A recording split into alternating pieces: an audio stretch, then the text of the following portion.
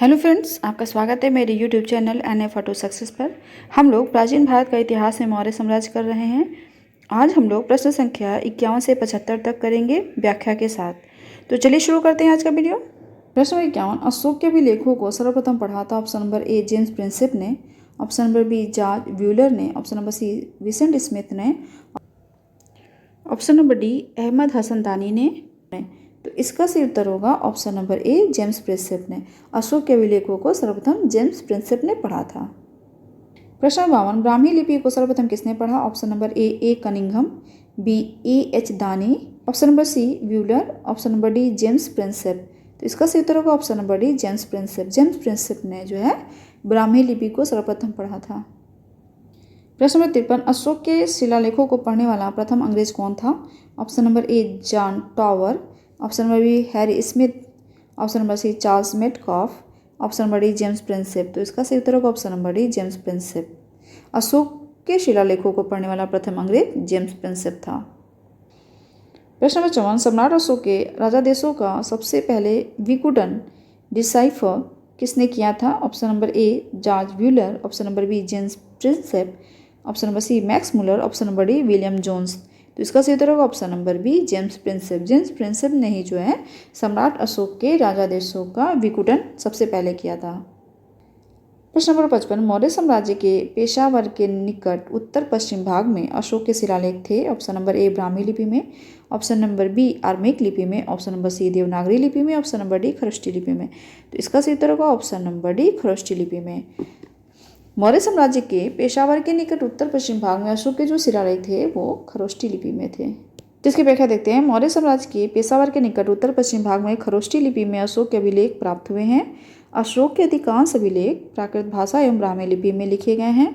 केवल 2 अभिलेखों सहबाजगढ़ी एवं मानसेहरा की लिपि ब्राह्मी न होकर खरोष्टी है। प्रश्न नंबर 56, वह स्थान जहाँ प्राक अशोक ब्राह्मी लिपि का पता चला है। Option number A Nagarjunakonda, option number B Anuradhapura, option number C Brahmagiri, option number D Maski. तो इसका सही उत्तर होगा option number B Anuradhapura. Anuradhapura से जो है प्राक अशोक ब्राह्मी लिपि का पता चला है। जिसकी व्याख्या देखते हैं। प्राक अशोक ब्राह्मी 4वीं शताब्दी ईसा पूर्व लिपि का पता श्रीलंका स्थित अनुराधापुर से चला। कुछ और स्थानों के अभिलेखों से इस प्रकार की लिपि का साक्ष्य मिला है, जिनके नाम इस प्रकार हैं पीपरहवा, सोहगौरा और महास्थान। प्रश्न 57, प्राचीन भारत में निम्नलिखित में से कौन सी एक लिपि दाईं ओर से बाईं ओर लिखी जाती थी? Option number A Brahmi, option number B Nand Nagari, option number C Sharada, option number D Kharoshthi. तो इसका सही उत्तर होगा option number D Kharoshthi. Kharoshthi लिपि जो है दाईं ओर से बाईं ओर लिखी जाती थी। जिसकी व्याख्या देखते हैं। प्राचीन भारत में खरोष्टी लिपि दाएं से बाएं लिखी जाती थी। इसे पढ़ने का श्रेय मैसन, प्रिंसेप, नोरिस, लेसन, कनिंघम आदि विद्वानों को है। यह मुख्यतः उत्तर पश्चिम भारत की लिपि थी।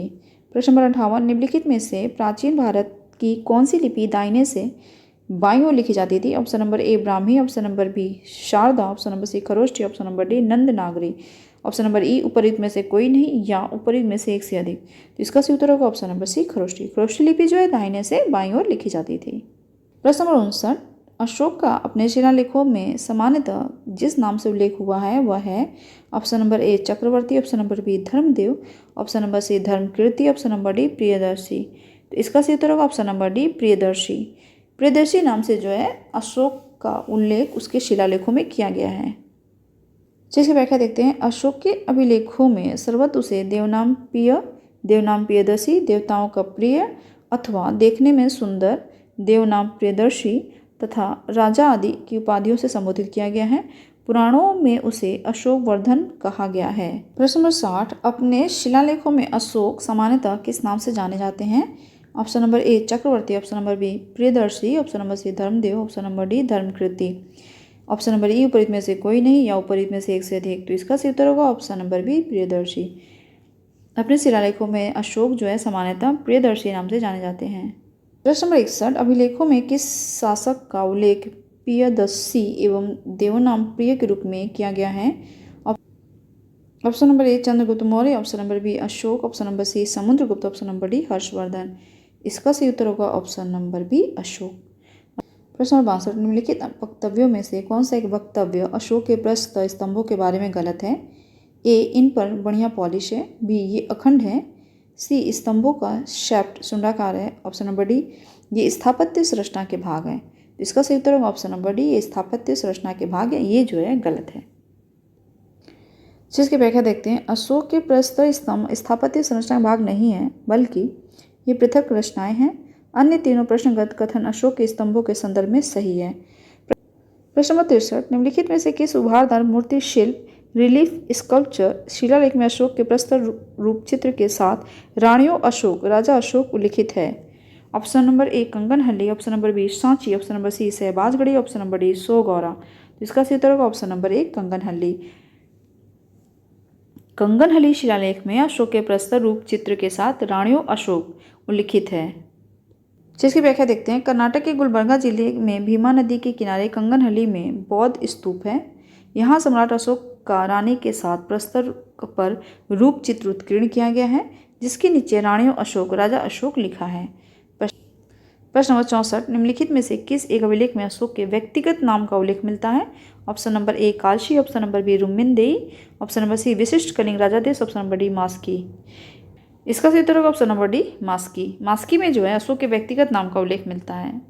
जिसकी व्याख्या देखते हैं। अशोक का इतिहास हमें मुख्यतः उसके अभिलेखों से ज्ञात होता है। उसकी अभी तक 40 से अधिक अभिलेख प्राप्त हो चुके हैं। मास्की, गुर्जरा, नेत्तूर एवं उडेगोलम के लेखों में अशोक का व्यक्तिगत नाम भी मिलता है। प्रश्न नंबर 65, निम्नलिखित अभिलेखों में से किस लेख में अशोक नाम उल्लिखित है? ऑप्शन नंबर ए भाब्रू अभिलेख, ऑप्शन नंबर बी 13वां शिलालेख, ऑप्शन नंबर सी रुमिनदेई स्तंभ लेख, ऑप्शन नंबर डी मास्की का लघु शिलालेख। तो इसका सही उत्तर होगा ऑप्शन नंबर डी मास्की का लघु शिलालेख। रखना है कि मास्की, गुर्जरा, नेत्तूर एवं उडेगोलम के लेखों से जो है अशोक का व्यक्तिगत नाम मिलता है। प्रश्न 66, निम्नलिखित अभिलेखों में से किस में अशोक का नामोल्लेख हुआ है? ऑप्शन नंबर ए गुर्जरा में, ऑप्शन नंबर बी अहरौरा में, ऑप्शन नंबर सी ब्रह्मगिरी में, ऑप्शन नंबर डी सारनाथ में। तो इसका सही उत्तर होगा ऑप्शन नंबर ए गुर्जरा में। गुर्जरा अभिलेख में अशोक का नामोल्लेख हुआ है। प्रश्न नंबर 67, अशोक का रुमिनदेई स्तंभ संबंधित है। ऑप्शन नंबर ए बुद्ध के जन्म से, ऑप्शन नंबर बी बुद्ध के ज्ञान प्राप्ति से, ऑप्शन नंबर सी बुद्ध के प्रथम उपदेश से, ऑप्शन नंबर डी बुद्ध के शरीर त्याग से। तो इसका सही उत्तर होगा ऑप्शन नंबर ए बुद्ध के जन्म से। अशोक का रुमिनदेई स्तंभ संबंधित है बुद्ध के जन्म से। जिसकी व्याख्या देखते हैं। अशोक ने अपने राज्याभिषेक के 30 वर्ष बाद लुम्बिनी की यात्रा की तथा वहां एक शिला स्तंभ रुमिनदेई लघु स्तंभ लेख स्थापित किया। बुद्ध की जन्मभूमि होने के कारण लुम्बिनी ग्राम का भोग कर माफ कर दिया तथा भू राजस्व 1/6 से घटाकर 1/8 कर दिया। प्रश्न नंबर 68, गुर्जरा लघु शिलालेख जिसमें अशोक का नामोल्लेख किया गया है कहाँ स्थित है? ऑप्शन नंबर ए उत्तर प्रदेश के मिर्जापुर जिले में, option number B Madhya Pradesh के दतिया जिले में, ऑप्शन नंबर सी राजस्थान के जयपुर जिले में, ऑप्शन नंबर डी बिहार के चंपारण जिले में। तो इसका सही उत्तर होगा option number B Madhya Pradesh के दतिया जिले में। गुर्जरा लघु शिलालेख जो है मध्य प्रदेश के दतिया जिले में स्थित है, जिसमें अशोक का नामोल्लेख किया गया है। क्या देखते हैं। अशोक का नामोल्लेख करने वाला गुर्जरा लघु शिलालेख मध्य प्रदेश के दतिया जिले में स्थित है। प्रश्न नंबर 69, केवल वह स्तंभ जिसमें अशोक ने स्वयं को मगध का सम्राट बताया है। ऑप्शन नंबर ए मास्की का लघु स्तंभ, ऑप्शन नंबर बी रुमिनदेई स्तंभ, ऑप्शन नंबर सी क्वीन स्तंभ, ऑप्शन नंबर डी भाब्रू स्तंभ। तो इसका सही उत्तर होगा ऑप्शन नंबर डी भाब्रू स्तंभ। केवल भाब्रू स्तंभ ही वह स्तंभ है जिसमें अशोक ने स्वयं को मगध का सम्राट बताया है। जिसकी व्याख्या देते हैं। भाब्रू वैराट स्तंभ लेख में अशोक ने स्वयं को मगध का सम्राट बताया है। यही अभिलेख अशोक को बौद्ध धर्मावलंबी प्रमाणित करता है। प्रश्न नंबर 70, काशी प्रसिद्ध है। ऑप्शन नंबर ए बौद्ध चैत्यों हेतु, ऑप्शन नंबर बी फारसी सिक्कों के कारण, ऑप्शन नंबर सी अशोक के शिलालेख के कारण, ऑप्शन नंबर डी गुप्तकालीन मंदिर हेतु। इसका सही उत्तर होगा ऑप्शन नंबर सी अशोक के शिलालेख के कारण। काशी प्रसिद्ध है अशोक के शिलालेख के कारण, और काशी जो है उत्तराखंड में है। जिसकी व्याख्या देखते हैं। काशी उत्तराखंड के देहरादून जिले में स्थित है। यहाँ से अशोक का शिलालेख मिला, इसलिए काशी का ऐतिहासिक महत्व है। प्रश्न नंबर 71, उत्तराखंड में सम्राट अशोक के शिलालेखों की एक प्रति कहाँ मिली थी? Option number A Nainital, option number B Pauri, option number C Tehri, option number D Kalsi. इसका सही उत्तर होगा option number D Kalsi. Uttarakhand के कालसी में सम्राट अशोक के शिलालेखों की एक प्रति मिली थी। प्रश्न 72, कलिंग युद्ध की विजय तथा क्षतियों का वर्णन अशोक के किस शिलालेख में है? ऑप्शन नंबर ए शिलालेख 1, ऑप्शन नंबर बी शिलालेख 2, ऑप्शन नंबर सी शिलालेख 12, ऑप्शन नंबर सी शिलालेख 13। तो इसका सही उत्तर होगा ऑप्शन नंबर डी शिलालेख 13। कलिंग युद्ध की विजय तथा क्षतियों का वर्णन अशोक के 13वें शिलालेख में है। जैसे व्याख्या देखते हैं, अशोक के राज्यकाल की पहली बड़ी घटना कलिंग युद्ध और इसमें अशोक की विजय थी। अशोक के 13वें शिलालेख से इस युद्ध के संदर्भ में स्पष्ट साक्ष्य मिलते हैं। यह घटना अशोक के शासनकाल के 8 वर्ष बाद अर्थात 261 ईसा पूर्व में घटित हुई। इस शिलालेख में उसने कलिंग युद्ध से हुई पीड़ा पर अपना दुख और पश्चाताप व्यक्त किया है। प्रश्न 73, कलिंग युद्ध का विवरण हमें ज्ञात होता है। ऑप्शन नंबर ए 13वें शिलालेख द्वारा, ऑप्शन नंबर बी रूमेन देश स्तंभ लेख द्वारा, ऑप्शन नंबर सी वेनसांग के विवरण द्वारा, ऑप्शन नंबर डी प्रथम लघु शिलालेख द्वारा। इसका सही उत्तर होगा ऑप्शन नंबर ए 13वें शिलालेख द्वारा। कलिंग का विवरण हमें 13वें शिलालेख द्वारा ज्ञात होता है। प्रश्न 74, अशोक के निम्न अभिलेखों में से पूर्ण रूपेण धार्मिक सहिष्णुता के प्रति समर्पित कौन सा अभिलेख है? ऑप्शन नंबर ए शिलालेख 13, ऑप्शन नंबर बी शिलालेख 12, ऑप्शन नंबर सी स्तंभ लेख 7, ऑप्शन नंबर डी भाब्रू लघु शिलालेख। इसका सही उत्तर होगा ऑप्शन नंबर बी शिलालेख 12। अशोक का 12वां शिलालेख पूर्ण रूपेण धार्मिक सहिष्णुता के प्रति समर्पित है। चलिए इसकी व्याख्या देखते हैं। अशोक के दीर्घ शिलालेख 12 में सभी संप्रदायों के सार की वृद्धि होने की कामना की गई है तथा धार्मिक सहिष्णुता हेतु पालनीय उपाय बताए गए हैं। प्रश्न 75, निम्नलिखित में से किस शासक ने अपनी प्रजा को इस अभिलेख के माध्यम से परामर्श दिया? कोई भी व्यक्ति जो अपने संप्रदाय को महिमा मंडित करने की दृष्टि से अपने धार्मिक संप्रदाय की प्रशंसा करता है या अपने संप्रदाय के प्रति अत्यधिक भक्ति के कारण अन्य संप्रदायों की निंदा करता है, वह अपितु अपने संप्रदाय को गंभीर रूप से हानि पहुंचाता है। Option number A Ashoka, option number B Samudragupta, option number C Harshavardhana, option number D Krishnadeva Raya. इसका सही उत्तर होगा ऑप्शन नंबर ए अशोक। जिसकी व्याख्या देखते हैं। प्रस्तुत पंक्तियां मौर्य शासक अशोक के 12वें शिलालेख में उद्धृत है। चलिए आज के लिए इतना ही रहने देते हैं, है ना। इतना ही आप लोग अच्छे से कर लीजिए, अच्छे से याद कर लीजिए।